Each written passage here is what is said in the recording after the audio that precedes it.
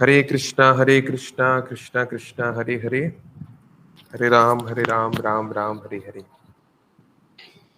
क्या आप अच्छे से जरा मेरी आवाज सुन पा रहे हैं? सभी का स्वागत है अंतर्राष्ट्रीय कृष्ण भावनामृत संघ इस्कॉन की ओर से संडे मॉर्निंग सेशन में। सभी को मातृ दिवस, मदर्स डे की बहुत बधाई। वैसे हमारे सनातन संस्कृति में ऐसे कोई पर्टिकुलर डे तो नहीं होते, मदर्स डे, फादर्स डे, क्योंकि जनरली रोज ही भगवान राम सुबह उठ के रोज ही माता पिता को प्रणाम करते थे।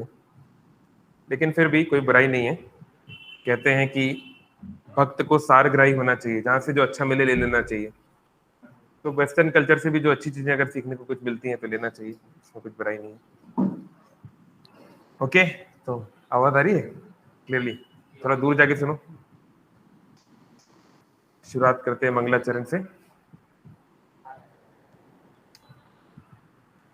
ओम नमो भगवते वासुदेवाय। ओम नमो भगवते वासुदेवाय। ओम नमो भगवते वासुदेवाय। नारायणं नमस्कृत्य नरं चैव नरोत्तमं देवीं सरस्वतीं व्यासं ततो जयमुदीरयेत्।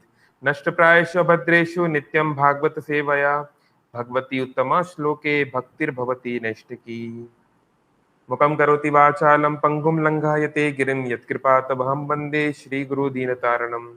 उमज्ञानतिमिरान्धस्य ज्ञानञ्जनशलाकया चक्षुरुन्मिलितं येन तस्मै श्रीगुरवे नमः। नमः ओं विष्णुपादाय कृष्णपृष्ठाय भूतले श्रीमते भक्तिवेदान्त स्वामिन् इति नामिने। नमस्ते सारस्वती देवे गौरवाणी प्रचारिणे निर्विशेष निवादी पाश्चात्य देशतारिणे। वाञ्छाकल्पतरुभ्यश्च कृपा सिन्धुभैव च पतितनां पावनेभ्यो वैष्णवेभ्यो नमो नमः। जय श्री कृष्ण चैतन्य प्रभु नित्यानंद, श्री अद्वैत गदाधर श्रीवासादि गौर भक्त वृंद। हरे कृष्ण कृष्ण कृष्ण हरे हरे, हरे राम राम राम हरे हरे।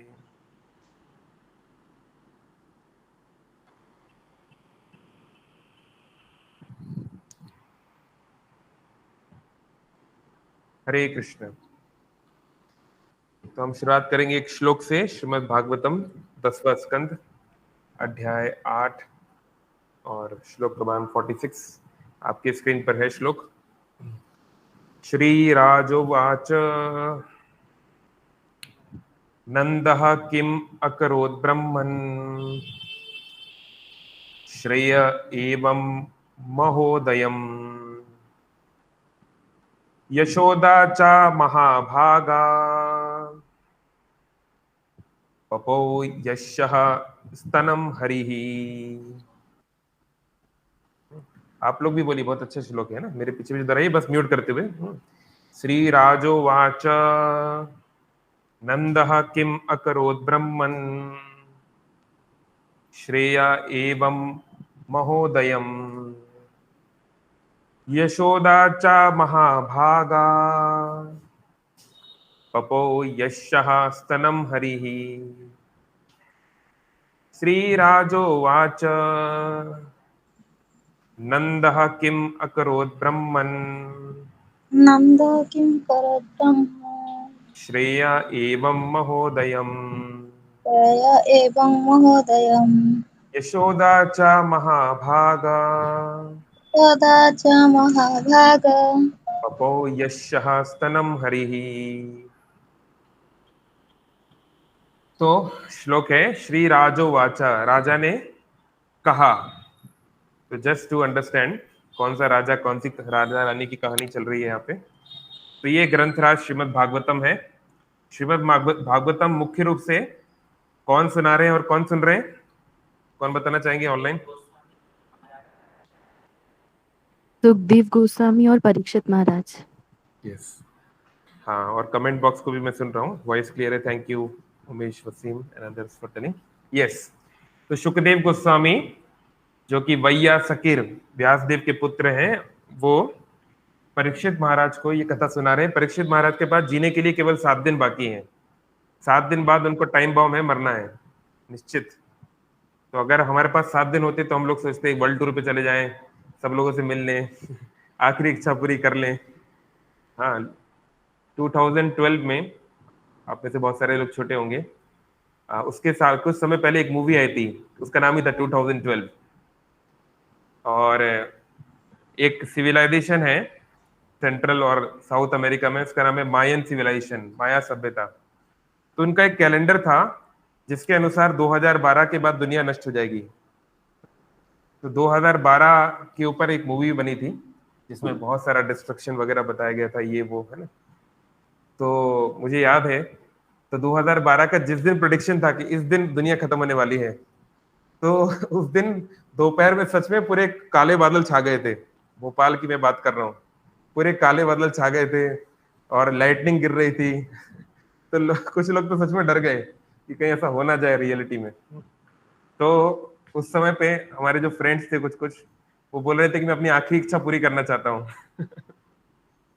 तो आप समझ सकते हैं कॉलेज के बच्चों की क्या आखिरी इच्छा रहती होगी, मतलब बहुत ही अजीब हरकतें लोगों ने शुरू कर दी। लेकिन ऑफ कोर्स ऐसा कुछ हुआ नहीं, थोड़ी देर के बाद बादल छट गए एंड एवरीथिंग बिकेम नॉर्मल। लेकिन परीक्षित महाराज को हम देखते हैं कि उनको तक्षक नाम का एक सांप है, काटने वाला है, और उनकी मृत्यु निश्चित है। तो वो गंगा किनारे जो है उसको एक्सेप्ट की है, और गंगा किनारे जीवन का सबसे महत्वपूर्ण जो एक्टिविटी है, हरि स्मरण, हरि श्रवण, वो करने के लिए वो बैठे हैं। तो परीक्षित महाराज जो है, इन्होंने 12 स्कंद में इस भागवत पुराण को, श्रीमद् भागवतम को सुनाया है। स्कंद मतलब क्या होता है, कौन बताएंगे? स्कंद शब्द का क्या अर्थ है? Volumes, canto. ओके, लेकिन लिटरल मीनिंग एक तो होता है, उससे हम उसको हम कैसे ट्रांसलेट कर सकते हैं, कैसे यूज कर सकते हैं उस वर्ड को, but there is a literal meaning also. Body part, Prabhu ji. हाँ, स्कंद मतलब होता है the parts of a tree, या ब्रांचेस बोल सकते हैं, बिग ब्रांचेस। ये जो श्रीमद् भागवतम है, निगम कल्प तरो, ये कल्प तरु है। तरु मतलब वृक्ष, कल्प मतलब इच्छा पूरी करने वाला वृक्ष, है ना। तो इसकी बहुत सारी ब्रांचेस हैं, बड़ा बड़ा वृक्ष के बहुत सारी ब्रांच होती हैं। तो ऐसे ही भागवत पुराण के 12 मुख्य ब्रांचेस हैं या पार्ट्स हैं, है ना। तो उसमें से 10वें स्कंद में भगवान श्री कृष्ण की लीलाएं शुरू होती हैं। यानी पहले 9 स्कंद में भगवान कृष्ण की लीलाओं का ज्यादा कोई वर्णन नहीं है, पर खासकर वृंदावन लीला का ज्यादा नहीं है, क्योंकि पहले 9 स्कंद में व्यक्ति को रेडी किया गया है कि 10वें स्कंद तक व्यक्ति पहुंचे, तब तक उसके पहले वो समझ जाए कि ईश्वर क्या है, ईश्वर की शक्ति क्या है, ईश्वर कैसे संसार को बनाए, 5वां स्कंद है, तब जाके वो 10वें स्कंद पे आए। नहीं तो क्या होगा, अगर कोई डायरेक्ट 10वें स्कंद पे आ गया जो कृष्ण को नहीं जानता है, तो वो सोचेगा ये क्या पागलपन है, ये किसको लोग भगवान मान रहे हैं। हाँ, जो माखन चोरी कर रहा है, जो किसी के बच्चों को परेशान कर रहा है, किसी की मटकी फोड़ रहा है, किसी के कपड़े उठा रहा है, हाँ, ऐसा व्यक्ति भगवान कैसे हो सकता है ना। तो ये बहुत मुश्किल है किसी के लिए समझ पाना, जब तक वो समझे नहीं कि भगवान का ऐश्वर्य और उनका माधुर्य, उनकी शक्ति और उनका प्रेम, वो क्या है और वो कब किसको प्रदर्शित करते हैं, ये पता होना चाहिए। तो जब भगवान कृष्ण के बारे में पहले 7 अध्यायों में और 8वें अध्याय के 45 श्लोकों में सुखदेव गोस्वामी ने बहुत कुछ बताया, तो यशोदा माँ के बारे में जब वो बोलने लगे तो परीक्षित महाराज को आश्चर्य हो गया। तो उन्होंने प्रश्न पूछा, श्री राजो वाचा, राजा ने कहा, राजा मतलब परीक्षित महाराज, उन्होंने कहा ये नंदा किम, ये नंद कौन है, ये कोई साधारण गोप नहीं हो सकता। गोप मतलब, गोप का क्या अर्थ होता है? यहाँ पे ऑनलाइन प्रश्न है, canto and Skandha are same? Yes, canto is the English translation of the word Skandha, है ना। आपको अंग्रेजी में ट्रांसलेट करना है ना, तो इसलिए उसको कैंटो बोलते हैं अंग्रेजी में। यस जी, गोप मतलब क्या होता है? Coward boy. हाँ, नॉट एग्जैक्टली बॉय। गोपा, गो मतलब, गो शब्द के बहुत मतलब, गो शब्द के 6 मुख्य अर्थ होते हैं, है ना। गो मतलब लैंड भी होता है, गो मतलब रिसोर्सेज भी होता है, गो मतलब इंद्रियां भी होता है, लेकिन मुख्य अर्थ है गो का गाय, है ना। और पा मतलब पालने वाला। तो गोपाल या गोप मतलब जो गाय को पालता है ना। तो जरूरी नहीं कि वो बॉय हो, वो मैन भी हो सकता है ना, he can be a fully grown man also. ऐसे गोपी मतलब एक फीमेल जो गाय को पालती है ना। तो जैसे गोपी गीत में भी गोपियां बोलती हैं कि तुम जो है कोई गोपी के पुत्र नहीं हो कृष्ण, तुम यशोदा के पुत्र नहीं हो, तुम तो इस सारे संसार को बनाने, मिटाने और चलाने वाले हो, है ना। तो यहाँ पे परीक्षित महाराज को आश्चर्य होता है कि ये नंद कौन है, और इन्होंने क्या श्रेय किया, इन्होंने ऐसा क्या मंगलकारी कार्य किया, कैसी तपस्या कर दी, ऐसी क्या भक्ति कर दी, क्या कर दिया उन्होंने जिससे उनका महो उदयम, इतना बड़ा भाग्य उदय हो गया। जैसे हमारे भुवनेश्वर मंदिर जो है, भुवनेश्वर मंदिर को बनाए हैं श्री श्रीमद गौर गोविंद स्वामी महाराज प्रभुपाद जी के बहुत प्रिय शिष्य। तो उनकी जो लाइफ बायोग्राफी है उसका इंग्लिश में नाम है व्हेन गुड फॉर्च्यून अराइजेस, जब जीवन में महाभाग्य का आना होता है या उदय होता है ना। तो वो उनका गुड फॉर्च्यून तब आया था जब वो शिला प्रभुपाद जी से मिले थे। तो ऐसे ही यहाँ पे बोल रहे हैं ऐसा क्यों इनका महाउदय हो गया, क्या महाउदय हो गया, यशोदा चा महाभागा। और यशोदा की तो चलो नंद बाबा की तो बात है, उनका तो महाभाग्य है, लेकिन यशोदा की तो ऐसा भाग्य है जो हो ही नहीं सकता किसी का। क्या, पपो यशः स्तनम हरि, हरि जो सारी दुनिया के, हरि शब्द का क्या अर्थ होता है, कौन बताएंगे, किसको बोलते हैं हम हरि? प्रभु जी हरने वाले, हरने वाले, वो सबका कष्ट हर ले, हरने वाले, क्या हरने वाले, हाँ सबका कष्ट। यस, हरि मुख्य रूप से तीन चीजें हर सकते हैं, भगवान नारायण को, कृष्ण को, राम को, नृसिंहदेव को हरि इसलिए बोलते हैं। कई लोग बोलते हैं हरि इसलिए क्योंकि हमारा पैसा लूट लेते हैं हमारा पैसा, जो कृष्ण भक्त बनेगा गरीब हो जाएगा। ऐसी बात नहीं है, भगवान कर सकते हैं, ऐसा करते भी हैं कभी कभी। भगवान भागवतम में बोलते हैं कि मेरे भक्त के पास जो एक्स्ट्रा है जिस कारण से वो माया में पड़ जाएगा तो उसको मैं ले लेता हूँ। ये बात सही है, लेकिन जनरली भगवान ऐसा नहीं करते, खासकर नए भक्तों के साथ। तो हरि मतलब है पहला जो हमारे दुख और कष्ट को हर सकता है ना। दूसरा जो हमारे कर्म फलों को भी हर सकता है ना। और तीसरा हमारे पाप करने की प्रवृत्ति को भी हर सकता है। देखो हमारे दुख कष्ट क्यों है, हमारे पुराने कर्मों के कारण, उसको हम चेंज नहीं कर सकते पर हरि चेंज कर सकते हैं। दूसरा हमारे पाप कर्म, हमारे जो प्रारब्ध है उसको हम चेंज नहीं कर सकते पर वो कर सकते हैं। और तीसरा पाप करने की प्रवृत्ति जो हम सबके अंदर भरी हुई है उसको भी भगवान निकाल सकते हैं, इसलिए उनका नाम हरि है। तो ये जो हरि जो सारे दुनिया का दुख दूर करते हैं, हरते हैं, वो इनका स्तन पान कर रहे हैं। आप, I hope you understand what is स्तन, है ना, जो ब्रेस्ट है ना, महिला का जो ब्रेस्ट है जिससे बच्चा दूध पीता है। तो ये भगवान हरि, भगवान नारायण किसी महिला का दूध क्यों पी रहे हैं, ऐसा उसने क्या कर दिया? तो ये प्रश्न परीक्षित महाराज पूछ रहे हैं कि उन्होंने ऐसा क्या किया था। क्योंकि अगर हम यशोदा माँ को देखें, यशोदा माँ का जो भाग्य है वो और किसी का नहीं हो सकता। प्रभुपाद जी परपड़ में बता रहे हैं। जैसे अगर आप, आज हम सुबह ही चर्चा कर रहे थे, है ना, दक्षिण भारत में आप कहीं पर भी जाओगे तो सुबह सुबह एक गीत बजता है, कौन सा? प्राय दक्षिण भारत के सभी हिंदू लोग एक गीत सुनते हैं सुबह सुबह। Can you please tell me something? हाँ, वेंकटेश सुप्रभातम, है ना, जो कि हमारे विष्णु सहस्त्र नाम का भी एक पार्ट है। तो उसमें बोलते हैं उत्तिष्ठ उत्तिष्ठ गोविंदा त्रैलोक मंगल कुरु, हे गोविंद उठिए उठिए और तीनों लोगों का आप मंगल करिए। वेंकटेश्वर सुप्रभातम, हे वैकुंठ के स्वामी गुड मॉर्निंग सुप्रभातम। तो उसमें बोला जाता है कि जब भगवान कृष्ण, जब भगवान नारायण वैकुंठेश्वर उठते हैं उसके बाद क्या होता है, बड़े बड़े देवी देवता लाइन में खड़े होते हैं, है ना, ब्रह्मा जी, इंद्रदेव, चंद्रदेव सब लाइन में खड़े होते हैं, है ना, उनको जय राम जी बोलने के लिए ऐसे हाथ जोड़ के खड़े रहते हैं। और भगवान जाते हैं सबसे पहले ब्रह्मा जी के साथ हाथ मिलाते हैं। ये जो शेक हैंड है, कई बार लोग बोलते हैं हैंड शेकिंग वेस्टर्न कल्चर है, लेकिन ये इंडियन कल्चर में भी है। एटलीस्ट 2 जगह भागवतम में आता है जब भगवान ने ब्रह्मा जी के साथ हाथ मिलाया। बाकी देवी देवताओं के साथ तो ज्यादा हाथ बात नहीं मिलाते, बाकी तो हाँ ठीक है दूर से ही, क्योंकि ब्रह्मा जी थोड़ा हेड है ना, उनको वो हाथ मिलाते हैं इस तरीके से। तो बड़े बड़े देवी देवता जो हैं ऐसे ललायित रहते हैं कि कब भगवान जागेंगे, हमें देखेंगे, कब उनकी कृपा कटाक्ष हमको पड़ेगा। तो लेकिन ये गोपी, ये जो एक साधारण सी महिला, ये जो दिख रही है यशोदा, इन्होंने ऐसा क्या कर दिया कि जो ब्रह्मा जी को नहीं मिला, जो शिव जी को नहीं मिला, जो लक्ष्मी देवी को भी नहीं मिला, वो इनको मिल जाता है। ऐसा क्या कार्य इन्होंने कर दिया कि कृष्ण साक्षात तीनों लोगों को चलाने वाले इनसे डरते हैं, इनकी बात मानते हैं, इनके ऊपर बिल्कुल एक सामान्य शिष्य की तरह, सामान्य शिशु की तरह आश्रित है। ऐसा क्या हो गया? तो आगे बताते हैं अगले श्लोक में कि भगवान कृष्ण के तो और भी माता पिता हैं, जैसे राम रूप में दशरथ हैं, कौशल्या हैं, है ना, या कृष्ण के रूप में और भी हैं, वसुदेव हैं, देवकी हैं।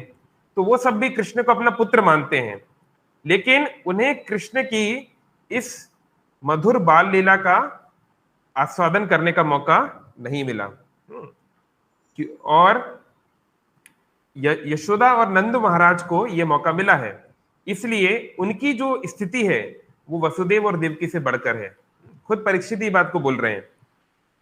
तो हम देखते हैं जब भगवान कृष्ण कंस का वध कर देंगे, तो कंस का वध करने के बाद कृष्ण और बलराम जाते हैं और देवकी और वसुदेव के पैर छूना चाहते हैं। तो वसुदेव और देवकी को थोड़ा सा संकोच होता है, क्या हम इनको पैर पड़ने दें कि नहीं, क्योंकि एक तो मन कर रहा है कि हमारे वात्सल्य भाव है, ये हमारे पुत्र हैं, इतने सालों तक नहीं थे, 11 साल बाद हमको मिल रहे हैं, बचपन में मैं इनको छोड़ के आया था कृष्ण को। लेकिन दूसरी ओर वो जानते हैं कि ये कोई साधारण बालक नहीं है, इसने कंस को मारा है अभी अभी, जो बड़े बड़े देवी देवता नहीं मार पाए। तो ये जरूर, और उन्होंने तो बचपन में देखा है कि साक्षात नारायण है, इसलिए उनके अंदर थोड़ा सा संकोच है। लेकिन जहां तक ब्रज की बात आती है, जहां तक नंद बाबा यशोदा की बात आती है, उनके अंदर ऐसा कोई संकोच नहीं है। तो सुखदेव गोस्वामी उत्तर देते हैं, ब्रह्मा जी का आदेश पालन करते हुए वसुओं में श्रेष्ठ द्रोण अपनी पत्नी धरा के साथ ब्रह्मा जी से ये निवेदन किए या उनसे ये बात किए। तो यहाँ पे ब्रह्म संहिता का दिया हुआ है। तो वसु कौन होते हैं? वसु कौन बताएंगे ऑनलाइन? तो बताना चाहेगा? और किस वसु के बारे में आपने सुना है बहुत फेमस वसु? भीष्म पितामह। हाँ जी, भीष्म पितामह, है ना। तो देवताओं में अलग अलग कैटेगरी होती है, जैसे 12 आदित्य होते हैं, है ना, आदित्य के पुत्र, है ना, अश्विनी कुमार हैं 2, फिर 11 रुद्र होते हैं, 11 रुद्र। तो बहुत सारे देवी देवताओं की वैरायटी होती है। तो उसमें एक होते हैं अष्टवसु, कुछ खास 8 देवताओं को वसु बोला जाता है, जिनकी कुछ खास शक्तियां हैं और खास उनकी कुछ सेवाएं हैं, डिपार्टमेंट है उनका, है ना। तो जैसे ये जो थे भीष्म पितामह, ये पहले एक वसु थे, क्या नाम था इनका? टी से कुछ नाम था शायद, अभी जस्ट मुझे क्लिक नहीं कर रहा।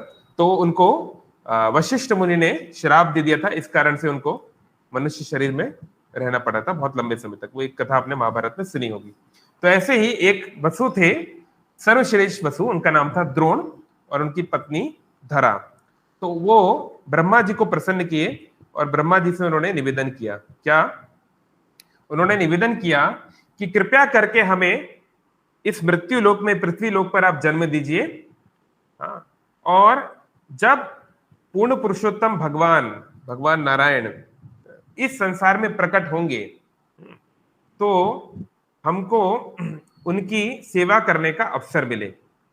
तो ये उन्होंने जो है, ये उन्होंने मांगा था। फिर और भी डिटेल में उन्होंने कहा था कि हमको भगवान की माता पिता बनने का अवसर मिले, अन्य पुराणों में डिटेल में वर्णन है। तो कहने का तात्पर्य, ब्रह्मा जी को सुन के बड़ा अच्छा लगा, क्योंकि जनरली ब्रह्मा जी के पास लोग आते हैं कुछ चीजें मांगने, है ना, ये दे दो, वो दे दो, ऐसा बना दो, है ना, हिरण्यकशिपु हो, रावण हो, फलाना हो, ये हो। हम लोग भी जब जाते हैं पुष्कर, है ना, तो ये सभी मांगते हैं, धनम देही, जन्म देही, ये देही, वो देही। लेकिन द्रोणा और धरा ने जब ये मांगा तो ब्रह्मा जी को बड़ा अच्छा लगा, और ब्रह्मा जी ने उनको ये आशीर्वाद दिया कि जब भगवान स्वयं यहाँ पर, स्वयं भगवान जब आएंगे तो आपको उनके माता पिता के रूप में सेवा करने का अवसर मिलेगा, है ना। तो ब्रह्मा जी ने जो है इति उक्तः, इस प्रकार से बोला, अस्तु तथास्तु, है ना। और यहाँ पर उनको वृंदावन में इस प्रकार से आने का अवसर मिला। तो ये तो पहले था कि नंद बाबा और यशोदा माई कोई बाय चांस या तुक्के से ऐसे नहीं हो गया है ना। वो भगवान के, उनको ये जो मौका मिला है हर किसी को नहीं मिल सकता। तो कई लोग जो गाने बनाने लगते हैं कि भैया उनको ऐसा मिल गया और हमको कब मिलेगा, उन्होंने क्या किया, तो बहुत कुछ किया तब मिला ना। इट्स नॉट कि अननेसेसरली मिल गया। तो हमको ये जानना चाहिए कि उनको ये पोजीशन कैसे मिली। तो अब प्रश्न उठता है कि ऐसा क्या खास है। तो श्रील प्रभुपाद आगे बताते हैं, पता नहीं आपको कितना दिख रहा है, मैं और ज्यादा लॉकआउट जूम इन करता हूँ। श्रील प्रभुपाद पर्पट में बताते हैं कि ना ही ब्रह्मा जी, ना ही शिव जी, ना ही साक्षात श्री देवी यानी लक्ष्मी देवी जो कि भगवान की पटरानी है, उनको भी ऐसा मौका नहीं मिलता, ऐसी कृपा नहीं मिलती जो यशोदा माँ को मिली है। तो ऐसा कैसे हो गया? तो देखिए, हमको समझना है कि सिद्ध 3 प्रकार के होते हैं। सिद्ध मतलब जानते हैं, व्हाट इज सिद्ध? कौन बताना चाहेंगे?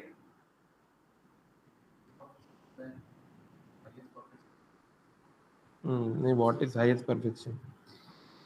चैट बॉक्स में या फिर अनम्यूट करके।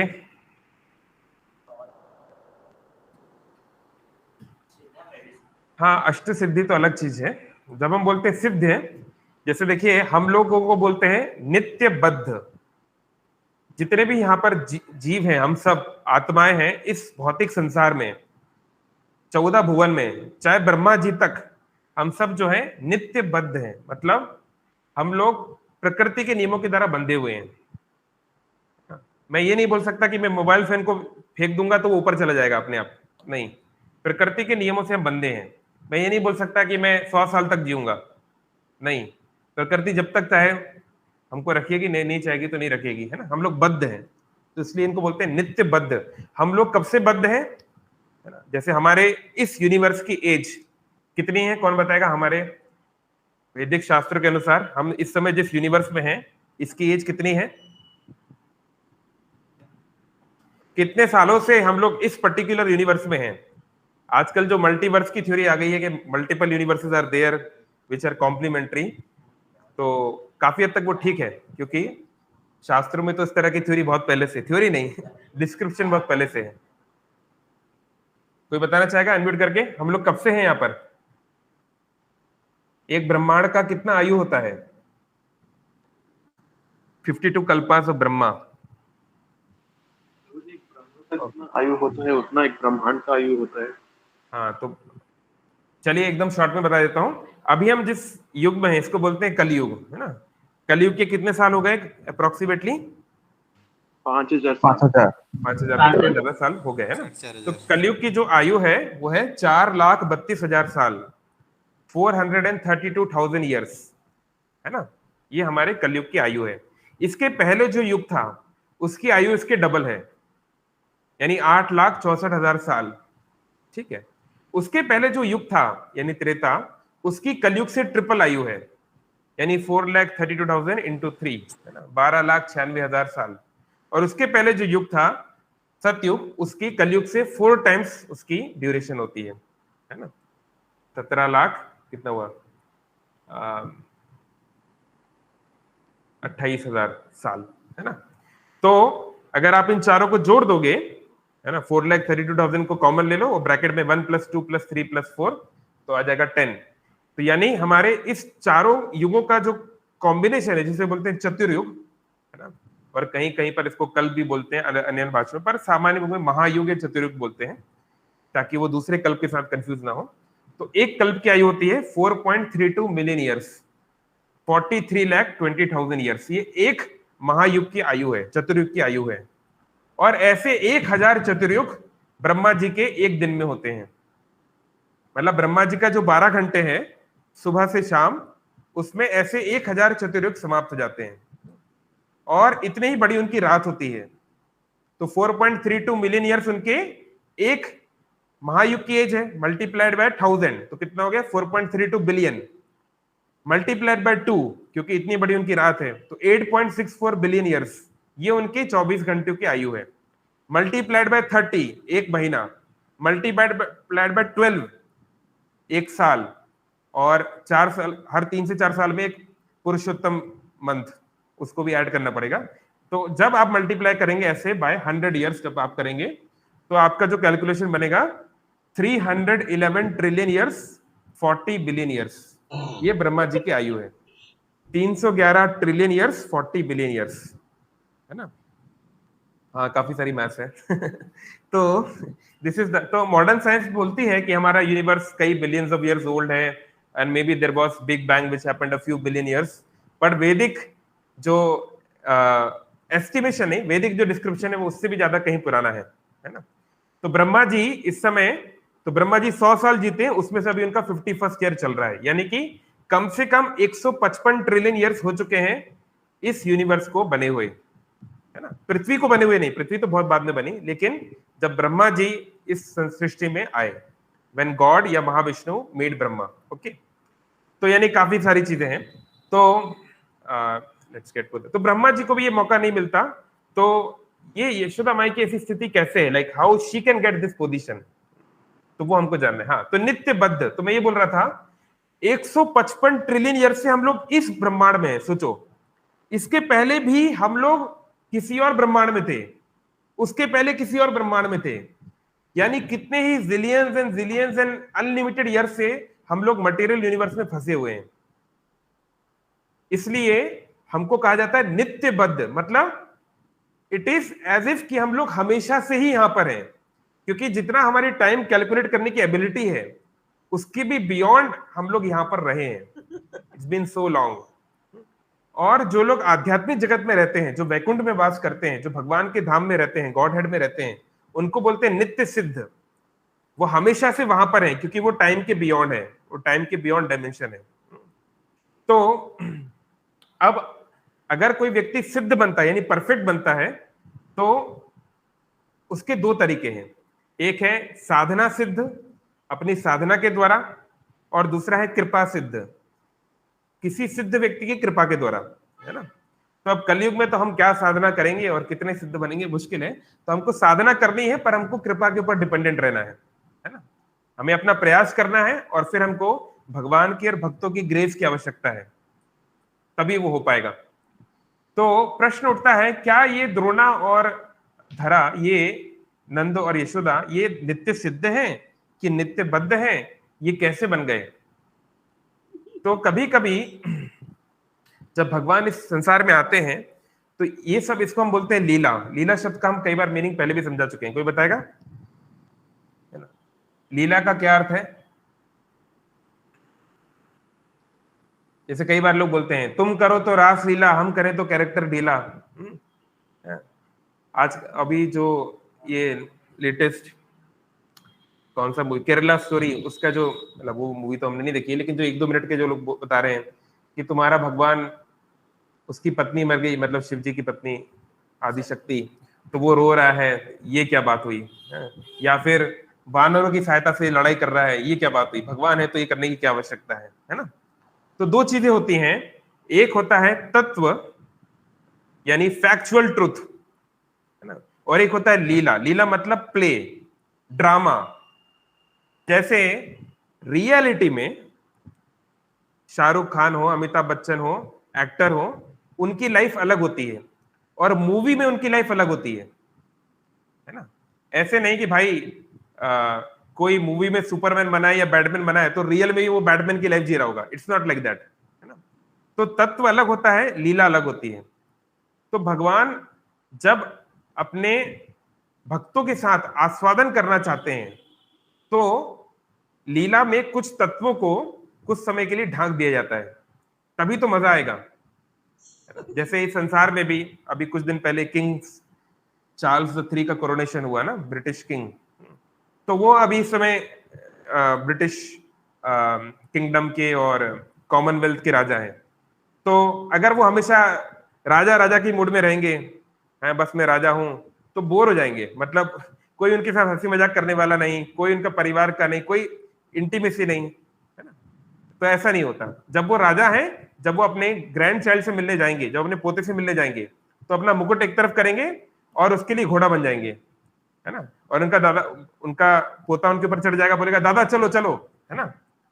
तो क्योंकि राजा जो है वो घुटनों के बल बैठा है और एक बच्चा उसके ऊपर चढ़ गया है और उसको हुक्म दे रहा है, इसका ये मतलब नहीं है कि वो लड़के के अंदर राजा से ज्यादा शक्ति है, नहीं, ये केवल एक खेल है, एक आनंद है, क्रीड़ा है, जिसमें ऐश्वर्य को ढाकना पड़ता है, नहीं तो मजा नहीं आएगा लाइफ में। तो कुछ ऐसी परंपराएं हैं, कुछ ऐसे फेथ हैं जहां पर ये भगवान करते क्या है आध्यात्मिक जगत में, आप उसको कुछ भी बोल लीजिए, आप उसको हेवन बोल लीजिए, जो भी बोले, वहां पे जाके भगवान करते क्या है तो उसका डिस्क्रिप्शन नहीं है ना। लेकिन वैदिक स्क्रिप्चर्स की खासियत यह है कि स्पिरिचुअल वर्ल्ड में जाकर, आध्यात्मिक जगत में जाके, किंगडम ऑफ गॉडेड में जाके आप वहां पे करोगे क्या, उसका भी वर्णन आता है। भगवान के साथ आपका कैसा रिलेशनशिप होगा उसका भी वर्णन आता है ना।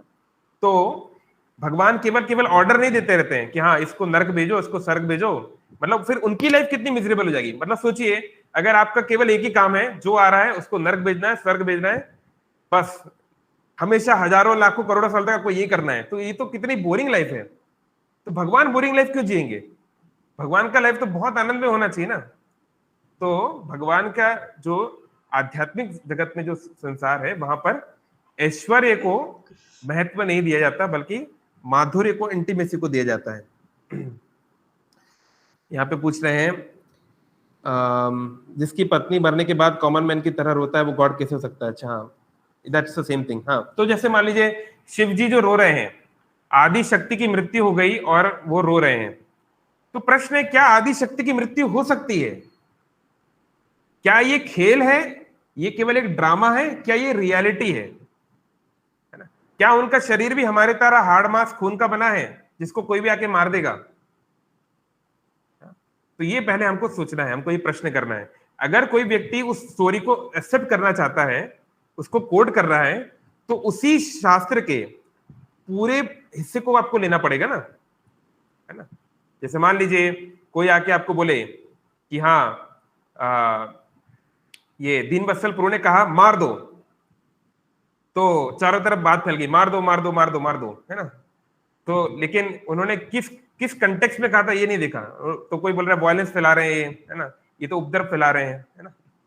तो मान लो हो सकता है कि प्रभु ने बोला हो कि भाई अपने हृदय के भीतर बैठे रावण को मार दो, पर आपने क्या किया, एक पर्टिकुलर एक स्टेटमेंट ले लिया और उसको आपने कोट कर लिया। इसे बोलते कोटिंग आउट ऑफ कंटेक्स्ट, है ना। या आपको एक और फ्रेज होता है इंग्लिश में, चेरी पिकिंग, मतलब एक बहुत बड़ा वृक्ष है पर आपको जो जो मतलब की चीज है, चेरी आपने निकाल ली, बाकी वृक्ष के तेल लेने, है ना। तो वो महादेव कौन है, वो आदिशक्ति कौन है, क्या वो मारे जा सकते हैं, पहले हमको ये समझना है। ये सब केवल एक लीला है, हम सबको कुछ सिखाने के लिए, है ना। जैसे हम लोग कोई मूवी देखने जाते हैं, हम लोग कोई मूवी देखने जाते हैं, उसके क्या पर्पस होते हैं, हाँ एंटरटेनमेंट और हाँ नॉलेज। हमें दो चीजें मिलती हैं, एजुकेशन और एंटरटेनमेंट, है ना। लेकिन भगवान की लीला में भी एंटरटेनमेंट है, भगवान की लीला में भी एजुकेशन है, लेकिन भगवान की लीला में एक और ई भी है, एनलाइटनमेंट भी है, कि आत्मा हम अपने असली स्वरूप को भी इसको समझ सकते हैं, जो दूसरे मूवीज को देखने से नहीं मिलेगा, है ना।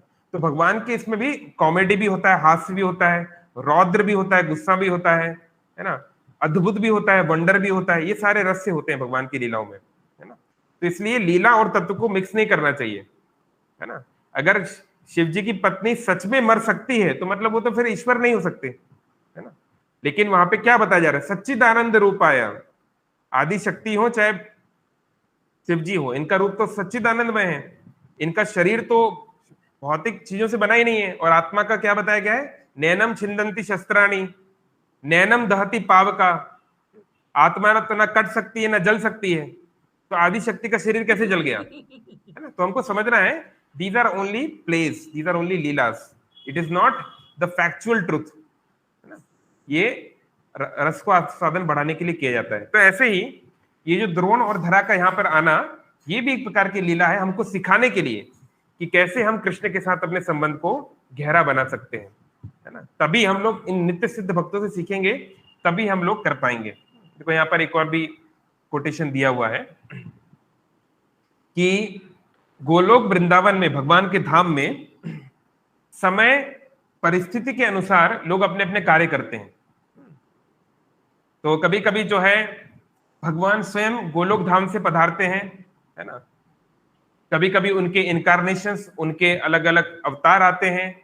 कभी कभी अवतारों के भी अवतार आते हैं, है ना, जिनको कलहा अवतार बोलते हैं, है ना। तो ऐसा नहीं कि हमेशा भगवान आते। जैसे अभी कलयुग समाप्त होगा, फिर से सतयुग होगा, फिर द्वापर होगा, फिर त्रेता होगा। जनरली द्वापर पहले आता है, त्रेता बाद में आता है। जब भगवान कृष्ण आते हैं तब एक्सचेंज हो जाता है।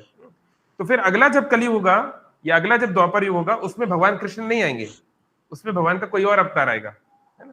तो ऐसा नहीं है कि भगवान श्री कृष्ण साक्षात हमेशा आते हैं, कभी कभी आते हैं।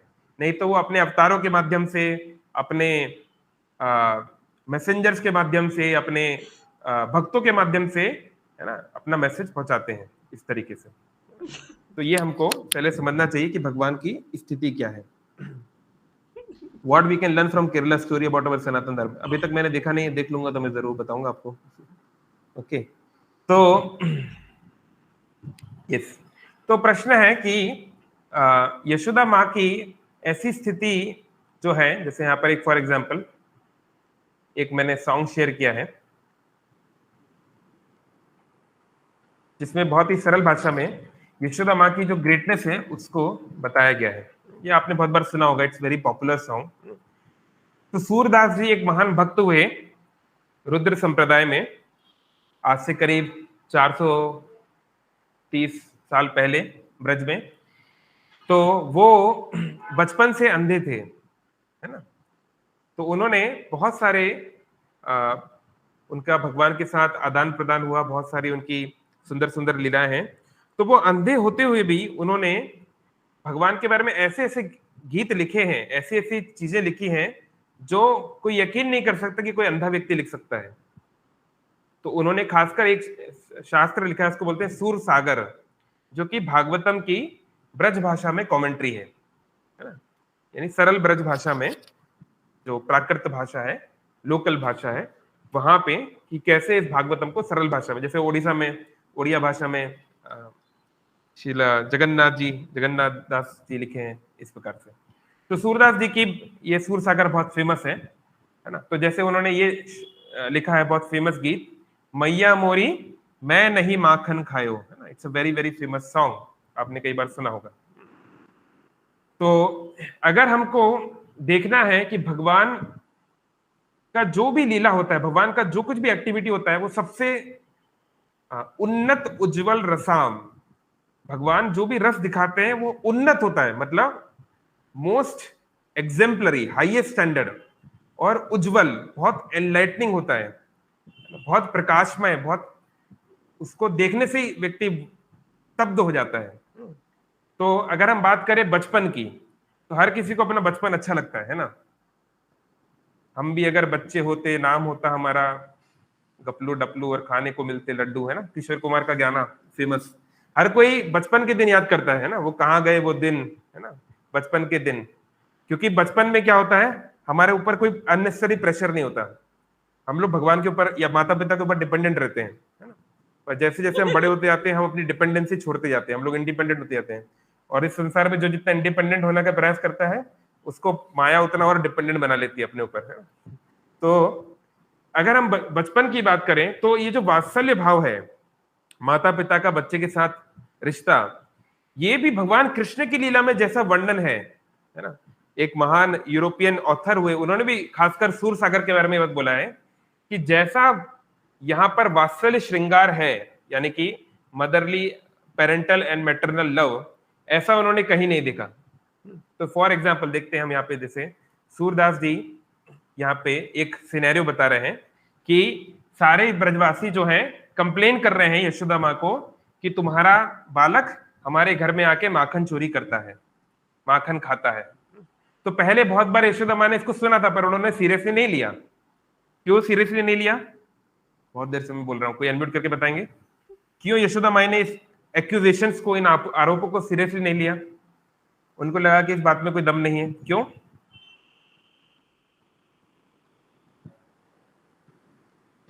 कोई बताना चाहेंगे? कोई प्रूफ नहीं है, देखिए प्रूफ तो नहीं है। Due to extreme love for Krishna. हाँ, due to extreme love for Krishna.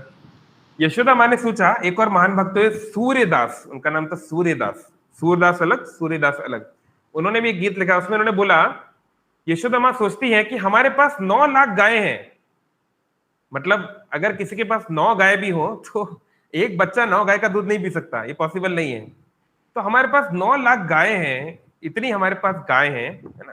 जैसे आप लोग जब ब्रजमंडल जाएंगे, वृंदावन जाएंगे, हम लोग जा रहे हैं अगस्त में, जो लोग जाएंगे, तो एक जगह है 12 वनों में एक है भांडीर वन। तो भांडीर वन में एक कुंड है, उसका नाम है दुग्ध कुंड। तो वो एक बहुत बड़ा तालाब है, बहुत गहरा। तो वहां पे दूध होता था। तो कोई बोलेगा अरे ये इतना दूध कहां से हो सकता है, ये क्या मजाक है, ऐसा कैसे हो सकता है। तो ये जो भांडीर वन है, यहाँ पर किसकी गाय आती थी? नंद महाराज की नहीं। नंद महाराज के पास कितनी गाय हैं? अब आप बोलोगे आपको कैसे पता, आपने काउंट मतलब ये दिया हुआ है अलग अलग 9 लाख। शास्त्रों में। हाँ, 9 लाख गाय हैं। लेकिन श्रीमती राधा रानी के जो पिताजी हैं, क्या नाम है उनका? ब्रिजभानु। वृषभानु महाराज के पास 11 लाख गाय हैं, 2 लाख ज्यादा एक्स्ट्रा, है ना। तो उनकी गायें अलग अलग रीजन बटा होता था कि इनकी गाय यहाँ चरेंगी, इनकी गाय यहाँ चरेंगी, ऐसा करके। तो भांडीर वन जो है, ये वृषभानु महाराज की गायों का चरने का एरिया है। तो वहां पे दुग्ध कुंड होता था, वहां पे पूरा कुंड भर जाता था। उस पर भी कृष्ण और उनके दोस्त आक्रमण कर देते थे वहां पर भी वो लोग जो है चले जाके आक्रमण कर देते थे, ये भी मतलब उनको भी नहीं छोड़ा। एनीवे, तो सूर्यदास जी ऐसे बोलते हैं कि यशोदा माँ सोच रही है कि हमारे पास 9 लाख गाय हैं, तो मेरा बेटा किसी और के पास क्यों जाएगा, क्या कारण है। तो इसलिए एक दिन यशोदा माँ डिसाइड करती हैं कि मैं खुद अपने हाथों से माखन बनाऊंगी, अपने खुद के हाथों से जो है ये कार्य करूंगी। क्योंकि हो सकता है कि हमारे जो नौकर हैं, हमारे जो कार्य करने वाले हैं, जो हमारे काम करते हैं, वो उतनी मेहनत से ना करते हो। तो इसलिए यशोदा माँ क्या करती है, खुद से कार्य करना शुरू करती हैं, है ना। तो ये जब दामोदर लीला होगी हम आपको बताएंगे। ये घटना होती है दिवाली के अगले दिन, जिस दिन नहीं, दिवाली के दिन, दिवाली के ही दिन, जिस दिन दामोदर की ये लीला हुई थी, है ना। तो भगवान कृष्ण की जो 9 लाख गाय हैं, इनको उन्होंने 108 ग्रुप्स में बांटा हुआ है ना। पूरा सिस्टमैटिक प्लानिंग है, ऐसा नहीं जैसे मैनेजमेंट होता है, ऐसे काउ एजमेंट भी है गायों को बांटा गया है। और जैसे हम लोग माला करते हैं, हमारे माला में 108 मोती होते हैं, है ना। तो कई बार आपने सुना होगा, भक्त लोग जब पहली बार आपको माला सिखाते हैं तो बताते होंगे कि 108 भक्तों का नाम है ये, है ना। तो 108 उपनिषद होते हैं, 108 गोपियां होती हैं, ऐसे 108 गाय भी होती हैं। तो भगवान कृष्ण क्या करते हैं, केवल लीडर लोग को बुलाते हैं। उनके जो बांसुरी है, उसकी जो 5th नोट है, उससे, यानी हम लोग को तो बांसुरी बजाने नहीं आता, इसलिए हम लोग नहीं समझ पाएंगे, कोई म्यूजिशियन है समझ पाएगा। उसका जो 5वां जो छेद है, उसको वो 108 अलग अलग प्रकार से बजाते हैं। तो ये साउंड आया, मतलब ये पीली और ये श्वेत, ये जो भी इसके नाम है, उनको बुलाया गया है। तो उनको अपने ग्रुप को लेके आना है। इस प्रकार से उन्होंने सिस्टम बना के रखा हुआ है ना। तो भगवान टेर कदम पे बैठ जाते हैं नंदगांव के पास। एक कदम का वृक्ष है जिसका नाम है टेर कदम। ब्रज, टेरना मतलब होता है बुलाना, क्योंकि गांव में क्या होता है, लोग बहुत जोर जोर से बात करते हैं। पता नहीं उड़ीसा के गांव में करते कि नहीं, पर ऐसे गांव में आप जाओगे ना, लोग जोर जोर से बात करते हैं, क्योंकि खेतों वेतों में रहते हैं, कोई दूर 2 एकड़ दूर कोई खेत में है तो जोर से चिल्लाना पड़ता है, अरे भाई इधर, है ना। तो इसलिए गांव वालों की भाषा जो होती है थोड़ा जोर जोर से बोलते हैं, इसलिए इसको बोलते हैं टेरना, है ना, कॉलिंग। तो भगवान कृष्ण इस कदम के वृक्ष पे बैठ के टेरते हैं, अलग अलग गायों को बुलाते हैं। तो ये 108 मोतियों की जो माला है, भगवान भी करते हैं। भगवान भी मोतियों से करते रहते हैं। पहली को बुला लिया, दूसरी को बुला लिया, तीसरी को बुला लिया। तो भगवान के भक्त उनका नाम जप रहे हैं और भगवान अपने भक्तों का नाम जपते हैं, है ना। ये कहां पर है इसका शास्त्रिक प्रूफ, कोई बताना चाहेगा? बहुत जोर से बात करते हैं ओडिशा में भी, ओके अच्छी बात है, कभी करना चाहिए जोर से, है ना। जब भारद्वाज बनी, रामायण में आता है, जब भरत महाराज शत्रुघ्न और अन्य लोगों को लेकर जा रहे हैं, किन से मिलने हैं, भगवान राम, सीता और लक्ष्मण जी जंगल में चले गए ना, वो चित्रकूट। तो जा रहे हैं, तो रास्ते में प्रयागराज के पास आता है भारद्वाज आश्रम। तो वहां पे जाके वो भारद्वाज मुनि से मिलते हैं। पहले भारद्वाज मुनि उनको प्रश्न करते हैं कि तुम भरत यहाँ पर क्यों आए हो। क्या तुम राम को मार के जो है अपने इस सिंहासन को हमेशा के लिए प्रोटेक्ट करना चाहते हो? तो ये बात सुन के भरत महाराज रोने लगते हैं कि देखो हमारे भारद्वाज मुनि जैसे मुनिवर भी मेरे पर ऐसा आरोप लगा रहे हैं। तो फिर भारद्वाज मुनि इनको बोलते हैं नहीं नहीं, मैं केवल तुम्हारी परीक्षा ले रहा था, इस प्रकार से है ना। तो बेचारे बहुत परीक्षा उनको देनी पड़ी। तो आगे उसमें भारद्वाज मुनि उनको बोलते हैं, रामचरितमानस में जैसा वर्णन है, तुम तो भरत मोर मत एहूं, हे भरत मेरा तो ये मत है, मेरा तो ये मानना है,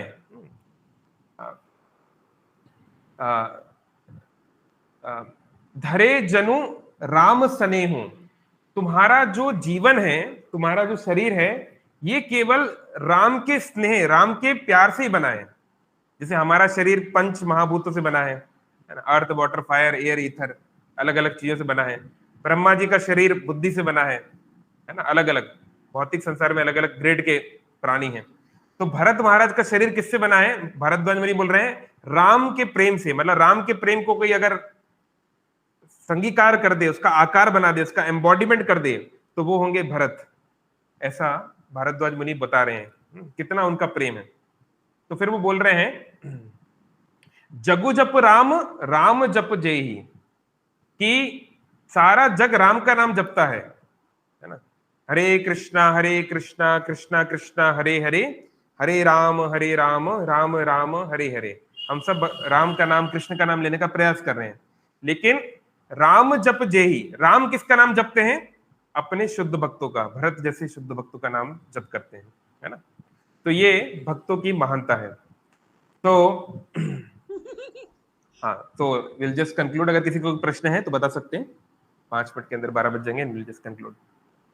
तो यहाँ पर बोल रहे हैं सूरदास जी कि हाँ, तो यशोदा माँ को सब लोग कंप्लेन करते थे, तो यशोदा माँ नहीं मानती थी। लेकिन जब बहुत बार कंप्लेन हो गई तो एक बार यशोदा माँ ने एक गोपी को कहा कि ठीक है, अगर ऐसा जब भी हो तो अगली बार मुझे तुम लेके चलना और दिखाना। तो अनफॉर्चुनेटली भगवान कृष्ण जो है माखन खाते हुए जो है लाइव रेड हैंडेड पकड़े गए, इसे बोलते हैं ना red hand, cot red handed, खून मिल गया उनके हाथों में, मतलब माखन खाते हुए यशोदा माँ ने देख लिया। तो उस समय बोलते हैं मैया मोरी मैं नहीं माखन खायो, ओ मेरी माँ ये माखन मैंने नहीं खाया। और कुछ लोग इसको इस तरीके से भी इंटरप्रेट करते हैं कि मैं ही माखन खायो, हाँ माँ मैंने ही माखन खाया है। तो भगवान जो है डबल गेम ना, एब्सर्ड वर्ड्स जिसका डबल मीनिंग है, इस तरीके से बोल रहे हैं। लेकिन फिर बता रहे हैं कि मैंने माखन क्यों नहीं खाया। भोर भयो गैयों के पाछे, जब भोर होता है सुबह सुबह, ऐसे नहीं कि भगवान बहुत लेट उठते हैं, ऐसी बात नहीं, भगवान जल्दी उठ जाते हैं सुबह सुबह। तो भोर होते ही गैयों के पीछे पीछे में चला गया।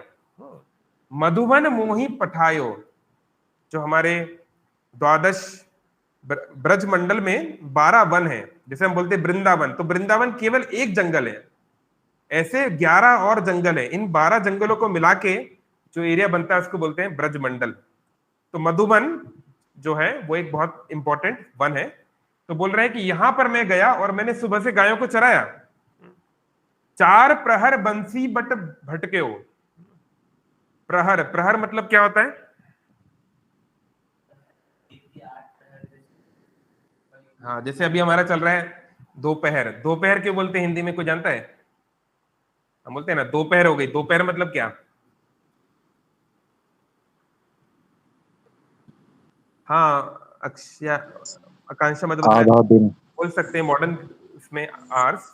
वैसे ये जो प्रहर जो है इसका रियल मतलब होता है 3 आवर्स। अगर हम लोग मॉडर्न इस हिसाब से देखें कि हमारे एक दिन में 8 प्रहर होते हैं, 8 प्रहर, इसलिए होता है ना उड़ीसा में अष्टप्रहरी कीर्तन, 8 × 3 24 आवर्स। तो 2 प्रहर, प्रहर को हिंदी में, ये हिंदी तो क्योंकि डॉटर लैंग्वेज है संस्कृत की, तो पहर हो गया। तो 2 प्रहर मतलब कितने घंटे हो गए? 6 घंटे। तो दोपहर 12 से लेके शाम के 6 बजे तक के समय को दोपहर बोलते हैं। 12 से 6 दोपहर, 6 आवर्स। ओके, तो भगवान बोल रहे हैं 4 प्रहर, लेकिन यहाँ ब्रज भाषा है, ब्रज भाषा में प्रहर थोड़ा सा छोटा है। तो मैं कई घंटों तक, ये कम से कम 4 घंटों तक बंसी बट भटक्यो। कौन कौन गए बंसी बट? अपना कमेंट्स में बता सकते हैं जिनका सौभाग्य हुआ बंसी बट जाने का। तो 2 बंसी बट हैं ब्रजमंडल में, एक तो है यमुना किनारे वृंदावन में, और दूसरा है भांडीर वन में, यमुना से बहुत दूर, है ना। तो दोनों जगहों पे भगवान बोल रहे हैं, पता नहीं कौन से वाले, पर शायद भांडीर वन वाला होगा। वहां पे मैं बहुत भटका, है ना, मतलब मैं तुम्हारे गायों को लेकर, तुम्हारी लाखों लाखों गाय हैं और मैं छोटा सा बच्चा हूं, तुम सुबह सुबह मुझे काम पे भेज देती हो और मैं सुबह से भटक रहा हूं। सांझ पड़े घर आयो, और अभी जब संध्या का समय हुआ है तब मैं घर आया हूं, दिन भर मैंने मेहनत की है, और मैया मैंने कब माखन खाया। अब बताओ कब टाइम मिला खाने का। आप जो आरोप लगा रही हो, ये लोग जो आरोप लगा रहे हैं, इस आरोप में कोई दम है? भाई टाइम भी तो होना चाहिए आदमी के पास खाने के लिए। तो ये छोटा बालक इस प्रकार की रीजनिंग दे रहा है ना। Isn't it very sweet? Then आगे बोलते हैं, मैं बालक वही यन को छोटो, मैं तो छोटा सा बालक हूं, मेरी इतनी कम हाइट है, यह छीको विधि पाए, मैं इतने ऊपर। क्योंकि पहले के जमाने में, अगर आप लोग गांव वगैरह में गए हों, जब पहले लकड़ी के घर या जो छतें होती थी कबीलों की या फिर बांस की, है ना, इंडियन ट्रेडिशनल इंडियन हाउसेस, तो क्या होता था कि जो टपरी है, जो ट्रायंगुलर शेप का, उसमें लोग जो बीम्स लगाते थे उसमें अलग अलग सामान रखते थे ऊपर, ताकि कीड़े मकोड़े, है ना, ये सब लोग ना पहुंचे, या फिर चूहे वगैरह, तो ऊपर टांगते थे इस तरीके से। तो भगवान कृष्ण बोल रहे हैं कि मैं तो इतना छोटा सा बालक हूं, मैं वहां तक कैसे पहुंच सकता हूं, बताओ। तो अगर यशोदा मां बोलेंगी चलो ठीक है, मान लो तुम वहां तक नहीं पहुंचे, तो ये बात बताओ, तुम्हारे मुख पर माखन कैसे आया? तुम्हारे मुख पर तो माखन लगा हुआ है, इसका तुम क्या उत्तर दोगे? तो ग्वाल बाल सब बैर पड़े हैं, बरबस मुख लपटायो। तो बोल रहे हैं कि जितने ग्वाल बाल हैं, ये जितने मेरे दोस्त हैं तथाकथित, ये सब मेरे दुश्मन हैं। ये दोस्त के नाम पे सब दुश्मन है। पैर पड़े, ये मेरे दुश्मन है, बैरी हैं, और बरबस मुख लपटाए, इन्होंने जानबूझ के मेरे मुख पर माखन डाल दिया है ताकि आप देखो और मुझे डांट पड़े। तो ये सब साजिश है, अपोजिशन की साजिश, जिसके तहत जो है मेरे साथ ऐसा कार्य किया गया है। तो छोटा सा बालक इस प्रकार से रीजनिंग दे रहा है। तो यह ले अपनी लकुट कमरिया बहुत ही नाच नचायो, ये तुम्हारा जो डंडा है, ये तुमने जो खाने के लिए दिया था, लकुटी या झोला, इसको तुम पकड़ो, इसको मुझे नहीं चाहिए, अब मैं नहीं जाऊंगा कभी गाय चराने, और इसके साथ तुम नाचते रहो, तुम्हें जो करना है करो। जिया तेरे कछु भेद उपज है, मैं समझ गया हूं कि तुम्हारे हृदय में, एक हृदय के लिए एक ये प्राकृत भाषा में शब्द है जिया, है ना, कि जिए तेरे कछु भेद उपज है, तुम्हारे हृदय में जरूर कोई भेद है। भेद मतलब क्या है? हाँ, डिफरेंस, हम बोलते हैं ना, अचिंत भेदा भेद। कोई बता सकता है अचिंत भेदा भेद मतलब क्या होता है? Let them speak. Simultaneously one and different. Yes, है ना। वैसे लिटरली इसका मीनिंग है कि इनकंसीवेबल एंड साइमल्टेनियस, क्योंकि अचिंत्य जो चिंतन के परे है ना। तो भगवान कृष्ण बोल रहे हैं कि तेरे हृदय में मां भेद है, मतलब तू मेरे और बलराम में भेद करती है, यानी तू मुझे अपना नहीं मानती। जानी परायो जायो, जायो मतलब जा मतलब होता है जन्म, जिससे जन्म हुआ, यानी तू ये जानती है कि मैं किसी और से जन्म हुआ हूं, मैं तेरा बालक नहीं हूं, ये बात तू जानती है, मुझको नहीं बताती, इसलिए मेरे साथ ऐसा व्यवहार करती है। तो सोचिए एक छोटा बच्चा जो है किस किस प्रकार की बातें बोल रहा है। तो ये वात्सल्य रस की बहुत सुंदर यहाँ पे पराकाष्ठा। सूर्यदास तब हंसी यशोदा, तो यशोदा माँ ये सुन के बहुत हंसती हैं कि मेरा छोटा सा लाला क्या क्या बातें बोल रहा है। ले उर कंठ लगायो, और उसको गले से हृदय में मतलब एम्ब्रेस कर लिया उन्होंने, गले लगा लिया। नैन नीर भरी आयो, उनका पूरे भगवान के जो है आंसू बह रहे थे। यशोदा माँ भी देख के खुशी के आंसू बोल के बोली, तय नहीं माखन खायो, बेटा तुमने माखन नहीं खाया, चिंता मत करो, है ना, तुमने माखन नहीं खाया, कोई चिंता की बात नहीं है ना। तो ऐसा एक और इसी का एक सिस्टर सॉन्ग है नेक्स्ट, सूर सागर में नेक्स्ट भी आता है, बट हमारे पास समय थोड़ा सा अब नहीं है, 12 बज गया, सो सम अदर टाइम। वसीम बोल रहे इमोशनल ब्लैकमेल, यस, तो emotional blackmail is a very important part of a child. जैसे सुभाषितानी में एक श्लोक है कि अलग अलग व्यक्तियों के अलग अलग हथियार होते हैं, हथियार होते हैं ना। जैसे अब आप इसको बुरा मत मानिएगा, ये केवल एक कहावत है, मतलब ये नहीं कोई ये ब्रह्म वाक्य नहीं है। कहते हैं स्त्रियों का हथियार है रोना, मतलब रोना नहीं, मतलब मान करना। मान मतलब गुस्सा हो जाना। जैसे भगवान कृष्ण जो है, अगेन वही भांडीर वन में एक जगह है जिसका नाम है मान सरोवर। कौन कौन कहे मान सरोवर, ये सुना है इसके बारे में? तो एक बार राधा रानी कृष्ण से बहुत गुस्सा हो जाती हैं, है ना, और गुस्सा होके, क्योंकि कृष्ण जो है किसी और गोपी के साथ जो है डांस कर रहे थे, तो देख के गुस्सा हो जाती हैं, वो वहां पे चली जाती हैं, और उनके दुख के मारे इतने आंसू निकलते हैं कि एक छोटा सा सरोवर बन जाता है, इसलिए उसको बोलते हैं मान सरोवर, है ना। ठीक है, तो ये स्त्रियों की शक्ति है मान, कि अगर वो अगर गुस्सा हो जाए या इस प्रकार से, तो उनको मनाना बड़ा कठिन हो जाता है। तो ऐसे ही बच्चों का क्या हथियार है? बच्चों के पास क्या हथियार है? क्या हथियार है? हाँ, क्रंदन। बच्चों का एक ही हथियार है, वो रो देते हैं। नहीं, कुछ भी उनको है, भूख लगी है तो रोक देंगे, चॉकलेट चाहिए तो रो देंगे, ये नहीं हो रहा तो रो देंगे, ऐसा नहीं हो रहा तो रो देंगे। तो ये उनका हथियार है। तो एक अच्छे वॉरियर को जानना चाहिए अपने हथियार को कब प्रयोग करना है। नहीं, वही सैनिक, वही योद्धा महान है जो अपने हथियार को यूज करना जानता है। तो ऐसे ही वही बच्चा सक्सेसफुल हो पाएगा जो कब रोना है और कब नहीं जानता है अच्छी तरीके से। तो ऐसे ही भगवान कृष्ण बहुत सक्सेसफुल वॉरियर है, उन्होंने अपनी माँ को कब किस तरीके से घुमाना है काफी अच्छी तरीके से जानते हैं। तो ये भगवान का, जैसा मैंने कहा, जो कुछ भी भगवान की लीला, जो कुछ इस संसार में है, उसका ओरिजिनल फॉर्म स्पिरिचुअल वर्ल्ड में है। क्योंकि जैसे भगवद गीता का 13वां अध्याय बोलता है कि एक बहुत बड़ा वट वृक्ष है, एक बहुत बड़ा बनियान का ट्री है, और उस वट वृक्ष की छाया पड़ रही है, एक पास में पानी पड़ा है जिसमें छाया पड़ रही है। जैसे मान लो बारिश का मौसम है, एक वट वृक्ष है, आप इमेजिन करो, है ना, एक बनियान ट्री आप इमेजिन करो। तो बारिश हुई तो कुछ हमारे भारतीय सड़कें हैं, गड्ढे बड्ढे हो गए, तो उसमें पानी गिर गया, तो पानी में उसका रिफ्लेक्शन दिखेगा। तो रिफ्लेक्शन में क्या होता है, जो चीज ओरिजिनल में ऊपर है वो रिफ्लेक्शन में नीचे दिखती है ना। उसमें जो हमारे इन्वर्टेड इमेज बनती है ना, जैसे बोलते हैं इन्वर्टेड इमेज हमारे ऑप्टिक्स की भाषा में, है ना। तो जो ऊपर है वो नीचे दिखता है। तो ऐसे ही इस भौतिक संसार में जो कुछ है वो उल्टा पुल्टा है ना, लेकिन वो कहीं ना कहीं उसका ओरिजिनलिटी है। तो वो ओरिजिनलिटी है स्पिरिचुअल नेचर में। मटेरियल नेचर में उसका इन्वर्टेड या टेम्पररी फॉर्म है। जैसे ये पानी, गड्ढे में जो पानी है वो आज है, लेकिन 1 घंटे बाद सूरज आ गया, सूरज सारा पानी उड़ा देगा, तो वो रिफ्लेक्शन समाप्त हो जाएगी। ऐसे ही भौतिक संसार में आज है, आज भारत है, ये दुनिया है, कुछ करोड़ों साल बाद नहीं रहेगी, ये पृथ्वी लोक समाप्त हो जाएगा, फिर बनेगा, फिर मिटेगा, है ना। तो ये टेम्पररी है, इसका कोई इटरनल इसकी पोजीशन नहीं है। लेकिन स्पिरिचुअल वर्ल्ड इटरनल है, स्पिरिट आत्मा इटरनल है, शरीर इटरनल नहीं है ना। तो जो कुछ भी संसार में देखते हैं, जो भी इमोशंस देखते हैं, जैसे आज मदर्स डे है, तो माँ का जो प्रेम इस संसार में बोला गया ना, कि माँ का प्रेम जो है, अगर इस संसार में कोई सेल्फलेस लव है तो वो माँ का प्रेम है। पर उसका ओरिजिनलिटी क्या है? वो ओरिजिनलिटी है यशोदा माँ का love, Yesudas love for Krishna, जो आप देख रहे हो यहाँ पर।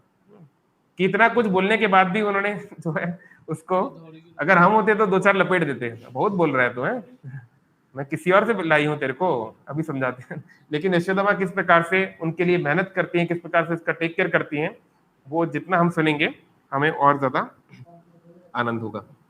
ठीक है, हरे कृष्ण। अगर किसी का कोई प्रश्न है या कोई कमेंट है तो बोल सकते हैं।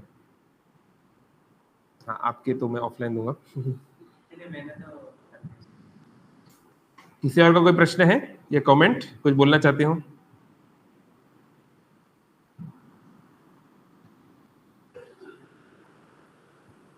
ठीक है, तो मैं कमेंट्स बॉक्स में देखता हूँ, शुरू से अभी तक कुछ है।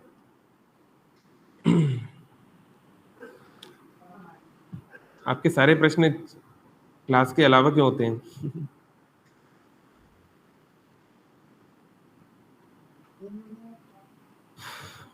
Okay, all right. तो यहाँ पे तो कोई प्रश्न नहीं, बाकी जो उनके प्रश्न है मैं ऑफलाइन बता दूंगा।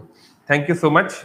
आप सभी को मदर्स डे की बहुत शुभकामनाएं। हम सबकी माताएं स्वस्थ रहें, भक्ति में आगे बढ़ें, यही श्री राधा गोपीनाथ जी से प्रार्थना है।